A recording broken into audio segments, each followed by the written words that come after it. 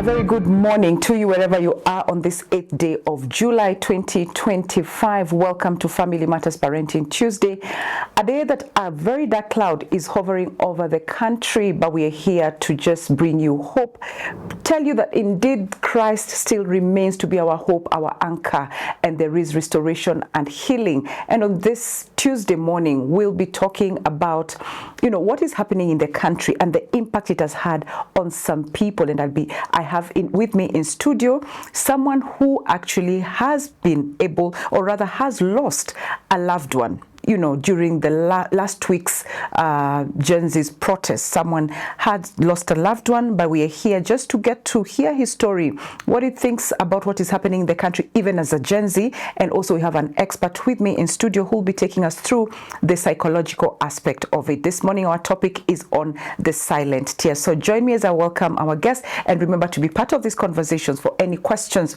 queries that you may have, or feedback, join us on 20316 SMS line or 0786 316 316. That is our WhatsApp line. Karibuni sana. Very good morning to both of you. Thank you. I have Bwibo and Karo in studio with me, and I'll start with you, Bwibo, to introduce yourself. Okay, thank you so much, Sally.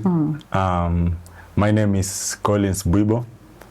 I'm a Gen Z, and I really thank God for this opportunity. At least I've got time and opportunity to talk to the world out there, so that they can also know my story and my family's story and what's going on in the country. Thank you. You're most welcome. Carol. Thank you so much, Sally. And I'm happy to meet Collins this morning. My name is Caroline Denya-Okumu. Yes. I'm a counseling psychologist by profession. Okay. Collins, you're here because, unfortunately, in a very unfortunate incident on the 25th of June 2025, during the commemoration of the first commemoration after the last Gen Z protest last year, you lost your brother last week on Wednesday, and he passed on Friday. So just to start us off, who was your brother, Timothy? My brother, Timothy, if I ever known a selfless person, very kind and generous person, is my brother Timothy. We've lost someone who was the firstborn in our family. He's been a leader. He's been a parent to me, like he's a bit older than me.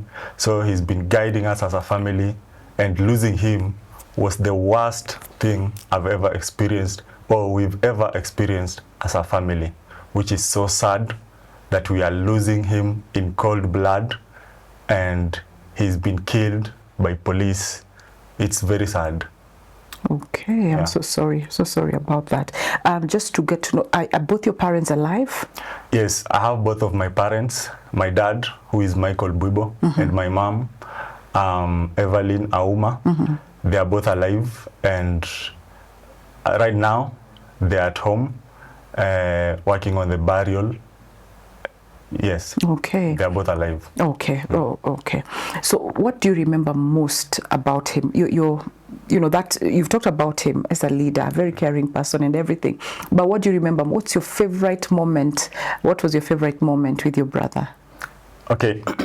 My brother, every time I was low, or every time I needed something, you see, when we were growing up, my brother, after we finished class 8, my brother didn't proceed with studies. Okay. So he had to drop out of school, and he went to train. At least he's been working as a welder. And from that time, when I went to high school, I could, every time I needed something, and I called dad, and dad told me, okay, at this time, I don't have anything. Yeah. Yes. I could call my brother, and my brother will really come through any time, any moment I called him. How many years are you apart? Were you apart? My brother is 4 years older than you are. Yes. Okay, Carol, bringing you into the conversation.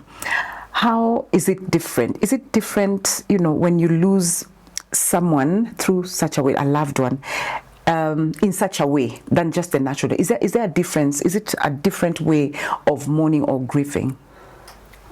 What happens is that the grieving process might be said to be normal, okay, but the intensity is different. losing a loved one in a sudden and violent manner Right. is always a difficult thing to process, but not impossible. I actually find Collins to be quite brave to come here and talk about Right. his story, to let people know what happened to his brother, how he's feeling about it, and what his family is experiencing. Yeah. What happens is that when you lose a loved one in a violent manner, you get into that space or a state of shock and disbelief. There's also denial. And also how you even go to learn the news about the loss.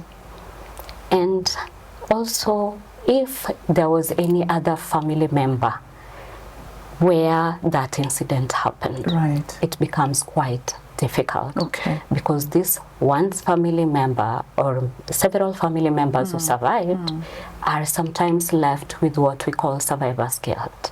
Yeah. And therefore it's a difficult process. Okay, and I love you've talked about survivor's guilt, which we'll be talking about definitely in this conversation. But Collins, if you may just take us through that day, walk us through that day that before that unfortunate incident happened or shooting happened. How was it like? Were you with your brother, and how was it? Okay. My brother resides in Eldoret, Okay. while I reside in Nairobi. So on that day, it was on Wednesday, 25th June. In the morning when I wake up, the first call I received was from my dad. And my dad told me, here in Nairobi, I stay with my two brothers, my two younger brothers. So dad called us and he told us, today I know there is Mandamano and you guys are Gen Zs. I know you are agitated and you would love to go to Mandamano. So he tried to warn us, don't go for that Mandamano. Yeah. Please just stay in the house and we see how it comes out. And we really listened to him. So on that day, I had a meeting with my partner, whom we are working with in Partner Creatives. Okay. So I went there. It felt like a normal day. So when I was in that meeting, at around 1 p.m., my brother, Timothy, called me. Okay. And he told me, bro, where are you? Are you in the Mandamano? Then I told him, no, I'm not in the Mandamano. And he told me, like, as for me, I was coming from work and now I'm caught up here in Mandamano. And I was like, bro, right now I'm in a meeting. Let me call you in the evening. I didn't know that when evening comes, I won't talk to my brother again. It was so sad. So in the evening when I finished the meeting, I was coming back to the house and I received a call from my dad. I was expecting to get back to the house and call my brother to ask him how it was, because he was saying here things are no good. The police vehicle has been torched and burned and things aren't good at all. So I wanted to reach in the house so that I can call him and ask him how it was. So while I was in the way going back to the house, I received a call from my dad. And now at this time, my dad was crying. And he was telling me, Collins, I warned you. I even called your brother, your elder brother, and I told him, today, don't go to work. Don't go for Mandamano. And my brother has a small family. He has a wife with 2 small kids. So he just went out to look out for them. But when he came, he was coming back, things weren't good, and he was caught up in that Mandamano.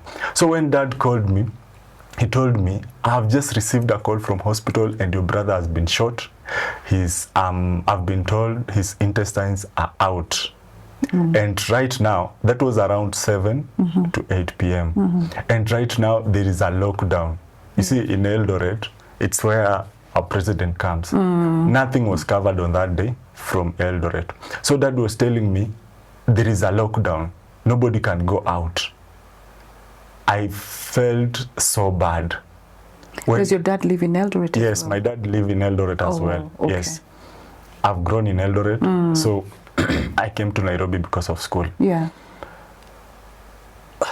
Oh my God. It's okay. It was so sad. Dad hung up. I tried to call him. He couldn't pick because he was so emotional. He was making a lot of calls. Then I decided to try because Dad told me there was lockdown and nobody can go out. So there was nobody to go and check out on my brother in hospital. Because when the doctor called, he just gave the information. I have your person here. He's been shot. His intestines are out and we are taking him into theater. And now the phone went off. Okay. We tried to reach out through that phone. Nobody was speaking. Then time was passing. Then what I did, I tried to reach my friends because I have a lot of friends in Eldoret. Everyone I tried to reach to, kindly, can you go to hospital at MTRH so that you can check on my brother if he is there and he is still alive. And people are saying outside is not good, I can't go. Okay. But fortunate enough, I happened to reach one of my cousin who also stays there, but around town. He's called Ephraim. And he told me he can go. I only had 200 shillings on my phone. I sent him as bus fare and ask him, please just go to the hospital, confirm if he's there. You see, there have been abductions in this country, so we were worried. Was he abducted? Is he really in the hospital? Okay, we just want to have that information. You wanted to be sure that he's in that hospital. Yes. So I sent my cousin Ephraim. He went there. Then he confirmed. Okay. He confirmed my brother was there because there was a name. All right. Yes.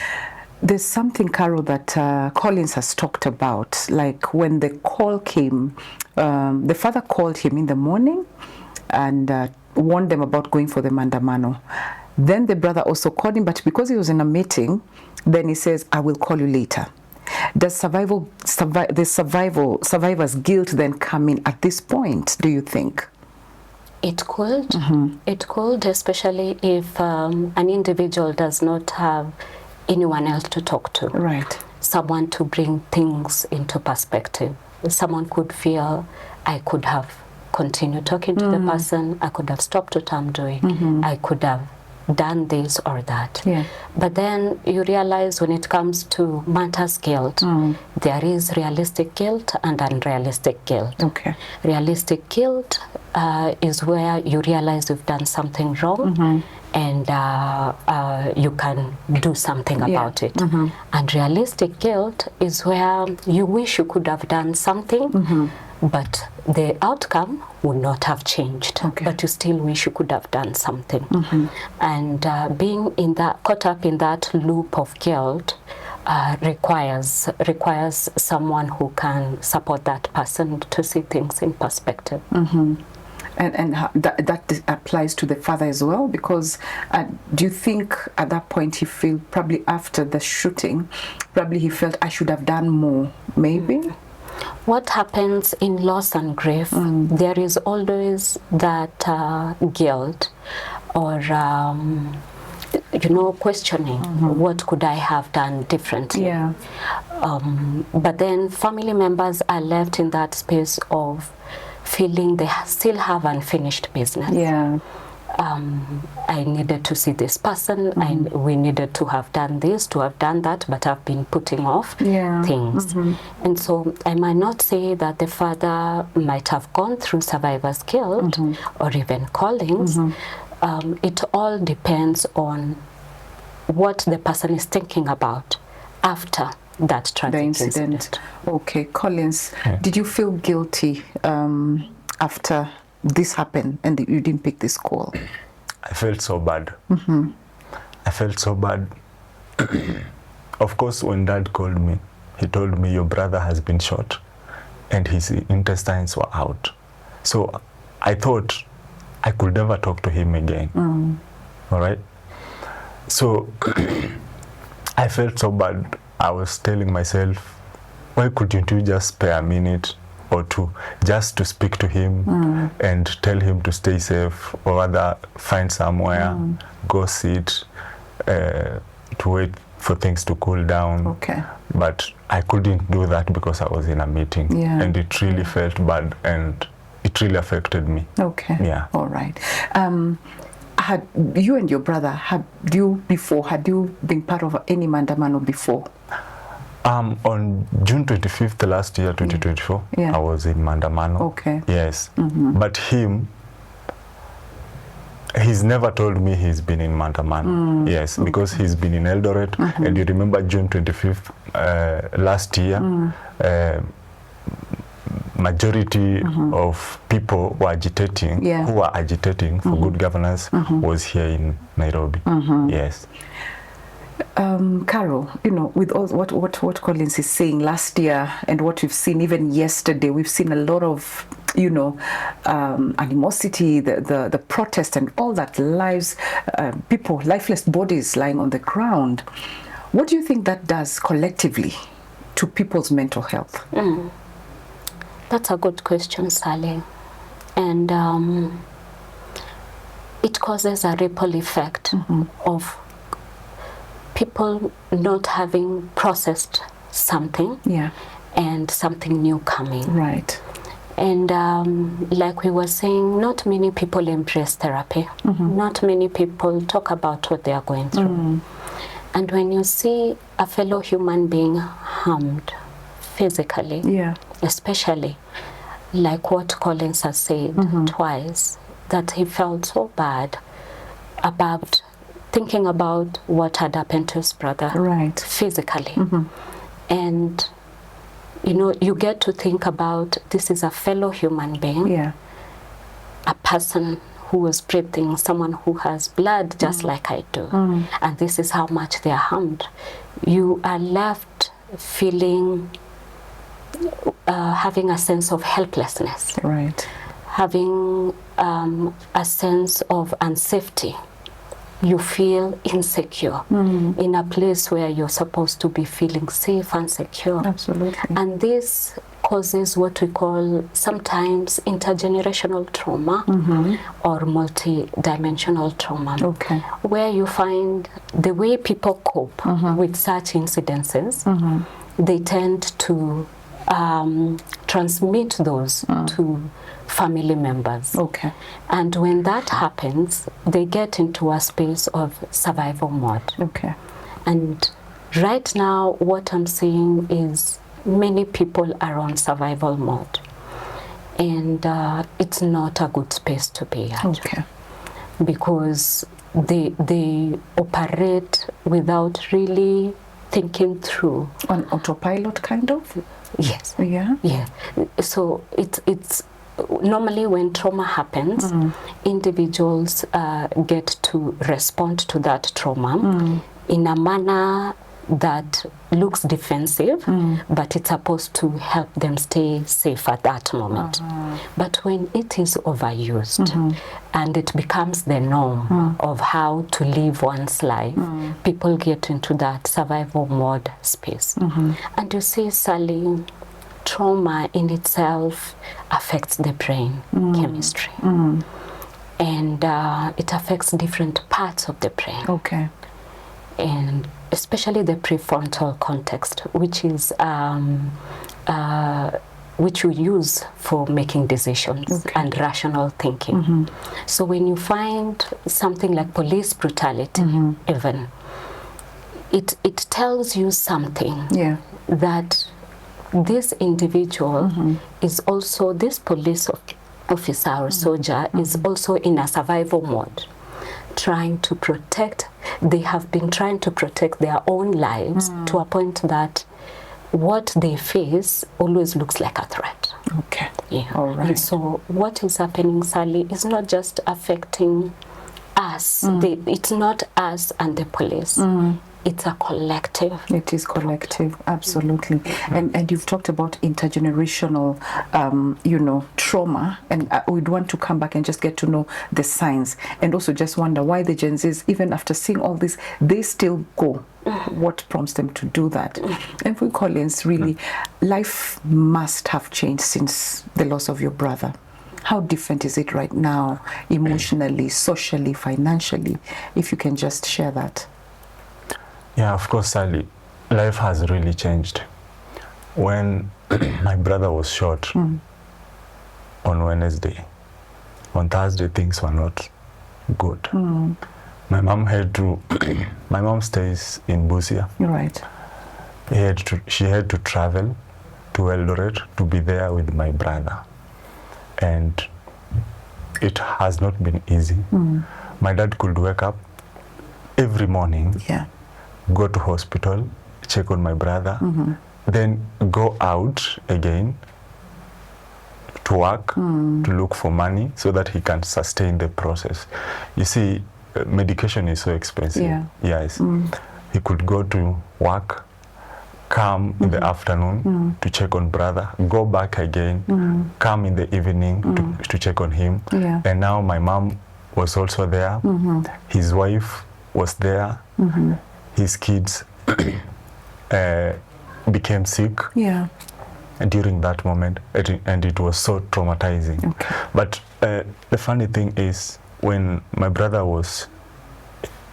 came out of theater, he was so strong, and we could feel like he was coming up. And I even called him.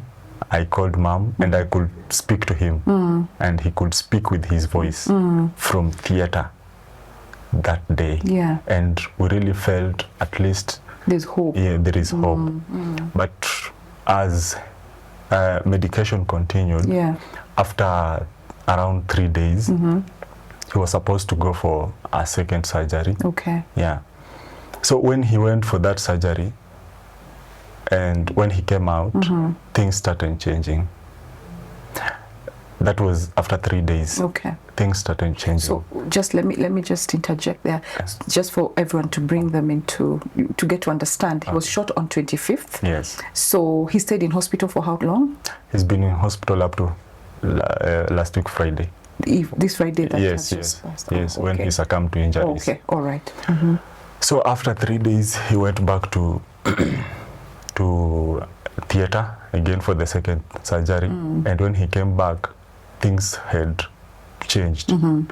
And he was crying every time, pain was too much. And you see, from the beginning, the doctors had said he's not supposed to eat anything. Yeah. Yeah. He was not supposed to, even water, he couldn't. So the most traumatizing part of Yeah. it was, it reached a point he started crying.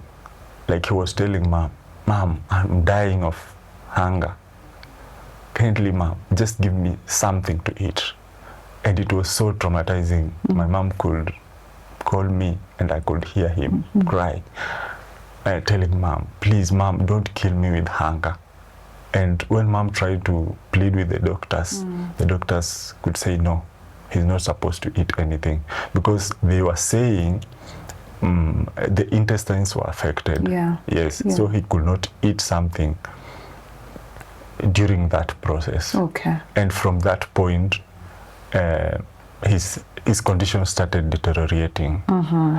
Yes, he could speak, but he could speak at a very low tone. But I could hear him on phone. He could encourage me, Yeah. like, bro, I'm still here. And I could encourage him, bro, please, just hang in there, be strong. We are trying to be strong for you. And it was so sad. And from that day, when he came out of the second surgery, things started happening to me that weren't normal. I could not eat normally. My brothers were so traumatized. As I mentioned, I stay with my two younger brothers. They could not eat. We could cook food, not because there wasn't food. Sorry. We could cook food, but we could not eat. Because each and every time you could wake up, the first thing you think of is calling mom or dad, asking him, how is Timothy? Yeah. And they could encourage us. I felt they were trying to, they were lying to us. Because his condition, until the 4th day, I started asking for his pictures and videos. And when I saw those videos, they were so traumatizing. Okay. And it really affected me. Life has not been the same. Even if I could go to work, I could not put in 100%. Yeah, because I was always thinking about him. Yeah. Is he going to make it? Is he going to come out alive? Yeah, and it wasn't something Life good. has not been the same. Yeah. Wow, Carol. Economically, we've been really affected. Yeah. Starting from my dad. Okay. Yeah.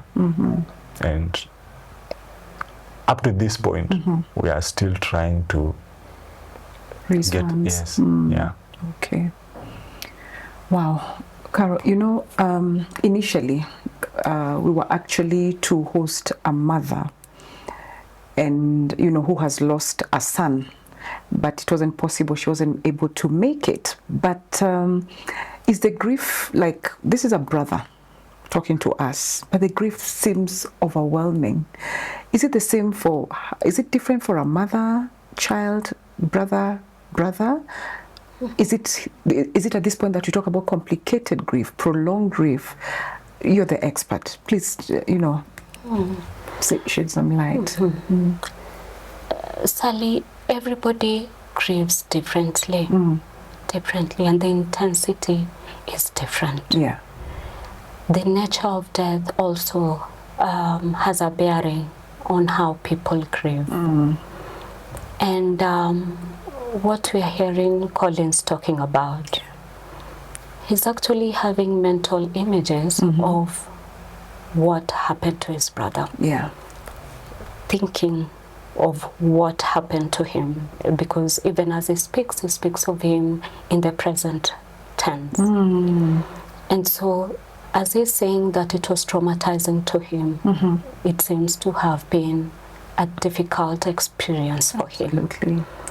And you might find a parent who has lost a child would also experience it differently. And I would not say the role of either a brother or a parent has really significant difference in terms of how grief is experienced. Yeah. It depends on the relationship, on the nature of death. Okay. Yes. All right.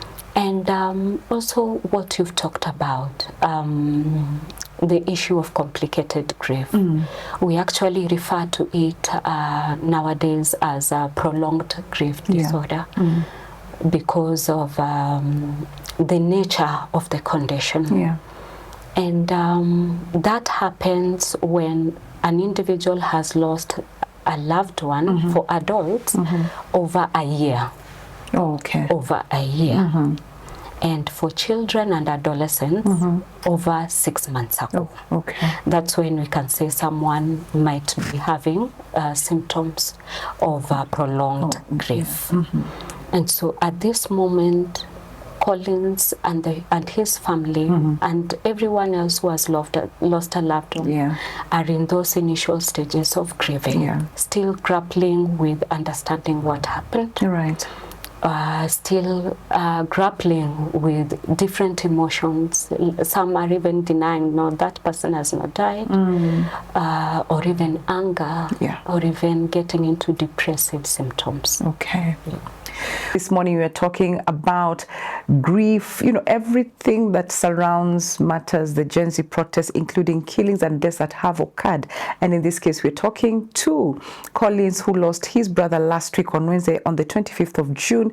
And we're talking about the silent tears, which is actually talking about this morning with an expert in studio, Caroline, who is a counseling psychologist specialist in matters trauma. Before we get back into the conversation, then there's, you know, someone here, Akisa Inyele. Akisa says, good morning, Sally and the guests. It is very sad what happened to Collins and the family. May God of all comfort embrace them under his wings. Kenya is God and he will deliver us. Amen to that, Collins. That is Akisa. Anatoa rambirambi zake. Now, back to the conversation, Collins. Dr. has talked about, Carol has talked about therapy and all that. Have you sought therapy so far up to this point? The only therapy I've received is from my mom, trying to tell me, okay, you're now the big brother. You need to be strong for us, be strong for your siblings. Yeah, that's the only therapy I've received. Okay. Yeah. Carol, how important is therapy at this point, and what kind of psychological support maybe would someone like Collins and many others who are watching or even listening in need at this point? I first of all really appreciate what Collins has said, that his mother has supported that support. Right. Which means within this family, they are able to, they are grieving differently. Yeah. Which means there are people who are a little stronger to be able to support the others. And therapy is important, especially if someone begins to notice they are coping not in a good way. Okay. What do I mean? They are coping by, let's say, taking alcohol, abusing alcohol, or drugs, or taking risky behaviors, just to try and forget what has happened. At this point, talking to family members, loved ones, spiritual leaders is okay. But then if someone notices they are struggling to cope, they are struggling to function in their daily activities, then they can sought counseling, psychological help. Okay. Collins, during this period, I'm sure you've had friends, people who come to you, you know, with all the... Are there people who've come to you and said some words which you felt were not right for you, in terms of he's in a better place, those kind of things? Are there people who've talked to you in ways that you felt, Yeah, of course, Sally. I have friends, and there are a lot of people reaching out, telling me, okay, bro, all is gonna be well, and just hang in there, be strong for others. And sometimes I tend to feel, how is it gonna be well when it's not well at this point? Because each and every morning I wake up, I don't see anything good. I don't feel anything good, because every time I think of my brother, and I could tell myself right now, okay, even if you bring me food, even if you send me money, okay, now I'm having this money, but my brother right now, he's in the morgue, lying on a cold stone. That thing really hurts me a lot. But there is too much support. Some people are supporting me financially, others are trying to support me emotionally, and I really appreciate, but I don't believe at this moment, I still don't believe if things are going to get better. Right. Yeah. Carol, you had talked about the stages of grief, isn't it? What he's saying, for example, what are some of those words, when you speak to people out here, what are some of those things that we have to be sensitive about when you talk to someone? For example, they're in a better place, you know, stuff like that. How is it like? And also, what he's feeling like, you know, the whole grieving process. Just address that. I hear you, and yes, people tend not to know what to do when someone has lost a loved one. And they say things without thinking what that really means. But the best way to support a grieving family is being there physically. It's also asking the family members how they would want to be supported. Okay. You see, in a crisis or traumatic cases, it's important to find out from the person who has experienced this trauma how they want to be supported. People know how they want to be supported. Right. It's just like what we have learned in recent times, that when you see someone who is differently able, you don't just rush in to support, assuming they cannot do it for themselves. You need to ask permission. Okay. And so supporting grieving families, it's important to ask them how they need to be supported. For grieving family members who are strong, they can, and they really don't want to talk much, they can even write a list. And people can check, okay, we need to do this, we need to do that. But words, sometimes it's better to hold off than saying something that really is not helpful. Okay. If people are able to hug, just hug someone and don't say anything. Okay. And maybe just word on what she said. Like, if you even check my phone, Yeah. I have over 100 messages. I haven't even opened or rather replied, because I usually tell myself everyone is just telling me the same thing, which is not helping at this moment. Like, everyone is saying you will be fine, everything is gonna be fine. Yeah, be strong. He's in a good place. Yeah. And I just feel everyone is saying the same thing. Yeah, which doesn't help me. What do you or rather, prefer? Like Carol is asking. So what would you prefer? What kind of support? I would really prefer people to be there, because I have one of my cousin who visited me, Yeah. who visited us. Right now he stays with us, and he's been really supportive. Just seeing him there, we can even talk. Sometimes we laugh. Jokes, Yes, yeah, and yeah. it's very helping. Yeah, and like just sending messages. So you need people around I you. need people around me. Okay. Yes. You know, what happened, the unfortunate incident that took your brother's life has something to do with, can we call it government or the police, isn't it? Do you feel like this far the government has supported you or even acknowledged your pain or loss in any way? Absolutely not. Absolutely not. The government, in fact, the government doesn't care. And at this moment, I can say it's like the government is intimidating us now through the hospital. As a family? As a family. You see, when we lost our brother on Friday, Mom couldn't do anything. They just processed him to the morgue and they left for home. Now, on the next day, which was Saturday, Mom came back. Dad was running other errands, so he had to send Mom to the hospital to process about the bill. Yeah. And when Mom was doing this, I had communicated to her that when the bill comes out, because I also have friends who are willing to help me. Yeah. So I had told her, the moment the bill is out, share it with me. I check it and try to share it with my friends. Okay. So the bill came out, and the bill was about 307,000. And when I went through it, I noted something.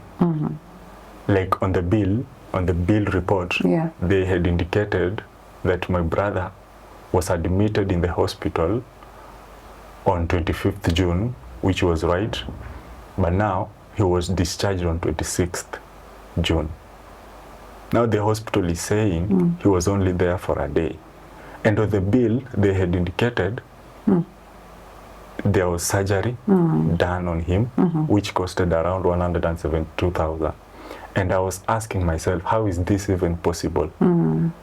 Someone came in hospital, he was admitted, they performed surgery on him, and now he was discharged after a day. Things weren't right. So I had to call Mom, and I told her, like, I've seen they've indicated my brother came in on 25th and got out on 26th. Yeah. What's going on? Try to inquire. So when Mom went and tried to inquire, the person who was there told her, this is just a minor issue and it doesn't affect anything. And Mom told me, in fact, Mom bought it. And she told me, they said, this is just a minor issue. Yeah. Nah, it doesn't affect anything. And I told her, no, that's not a minor issue. You see, this is a case related to shooting. Yeah. So it can't be just a coincidence that it was an error. Okay. No, it can't be an error. Okay. Can I please talk to that person? And the guy refused. He said he can't talk to me and he's busy. Okay. Yeah. So after that point, I asked Mom to send me the doctor's report. Yes, which the doctor had, the medical report now. And on the medical report, I also noticed, okay, they had indicated about the cause of death and everything. They had even included the gunshot wound. Okay. Yes. But when I checked on the date, the dates were wrong again.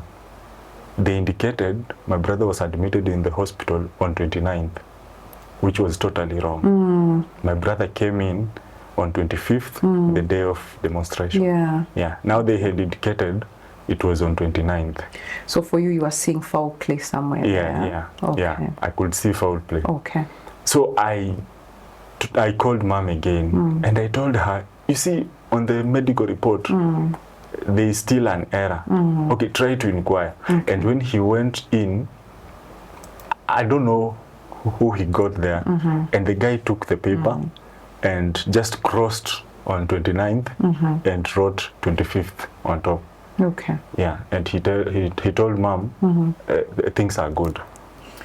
Wow. Yeah. Wow. So I feel the government is trying to intimidate us through hospital and playing games. Yeah, and playing games, Okay. which is not good, and it's really affecting us at the moment. Okay. Yeah. I'll come back to you just probably if you have any messages for them. I'm sure somehow they'll get to watch this program or get the message from here. But before that, Carol, parents, for example, like Collins's parents or any other parent who may be out there, but they cannot access trauma counseling. What other way can they go through this, Yeah. Currently, in many hospitals, we have free counseling services. And those counselors who are there are also specialists, those who have specialized. And so they can find those services there. There are institutions also which offer free counseling services. And I know your question is also coming from the angle of poverty. Right. And people who don't even access gadgets like even a smartphone to even make a call to the toll-free numbers to get this support. Yeah. And what we are trying to do, we are now under an umbrella body, the Counselors and Psychologists Board, under the Ministry of Health. What they are trying to do is bring together all counselors under one roof and then see how we can disseminate this support in all the regions. Okay. Sometimes we'll have those free clinics, and what we've also been doing is when there are medical camps, you will always notice there's a counseling psychologist. And so if there's any trauma case, a counselor will be able to attend to it at that point. But if they need to refer, then they we have a list of specialists, they get in touch and see who can provide even those free services. Fantastic. And because of time, unfortunately, time is not on our side. Collins, I may want you to wrap up probably in a minute or less. Speak to the government if you want anything to say, and also speak to our viewers, your final parting shot. Okay, thank you so much. So I would like to address 3 people. Number 1 is the President of the Republic of Kenya, Bwana Ruto. Mr. President, you swore with the Bible to protect lives. Now your government is taking away lives. My question is, for how long? For how long are you going to listen to the youths? Youths are agitating for a better government, and you are there killing us in the name of protecting the country and the constitution. People out here are talking about dialogue. Which dialogue? Because everyone is saying what we want. Everyone out here is saying what he wants, and you can't listen. Okay. There is no dialogue when there's no justice. Okay. Please, Mr. President, stop intimidating the oppressed, because I feel we are oppressed and you're being intimidated. Number 2, I would like to address the Minister of Interior. Like yesterday, a lot of people were gunned down. And a few days ago, before the Mandamano, we heard you commanding the police to shoot people in cold blood. Okay. My brother right now is lying in the morgue because he was shot by your police. Kindly, Bwana Murkomen, do something. Okay. And also to our legislatures. Right now, you are making policies which are affecting Kenyans and affecting the youths without knowing that power is transient and it will one day end. Wait until it knocks on your door and you will see the magnitude you've caused. Okay. Yes. Wow, thank you so much for even being, I don't like using that word when someone is grieving, being strong, but indeed this is very courageous of you to be here 3 days after your brother has passed on. Really, we want to pray with you and for you that God may continue giving you strength, comfort your family, and just heal you totally and the country at large. Thank you so much, Caroline, also for making time to be here. And I know we'll have this conversation behind the cameras just to see how we can be able to help Collins, in one or the other. And to you, my dear viewer and listener, I want to say a big thank you, Asante Sana, for just being part of this conversation. Thank you for your messages of comfort and encouragement, and even the prayers towards this family and also the nation. And indeed, there is hope. God is a God of, he's a healer, he's a comforter, he heals the brokenhearted, and is going to take charge of this nation. It shall be well. And also to our partners who have ensured that we bring you such amazing content that is impacting lives, that is healing somewhere in this way, then we want to say a big thank you. And if you want to be part of this team or this community called Partners, you can send the word partner to 20316 SMS line or 0786316316. That is our WhatsApp line. And also if you have any kind of support, you can do that by sending it on paybill number 316316. Account number shall be your telephone number. God bless you and keep you. Let's meet again tomorrow by God's grace on Matters Finances, where we'll be discussing about understanding the mind. God bless.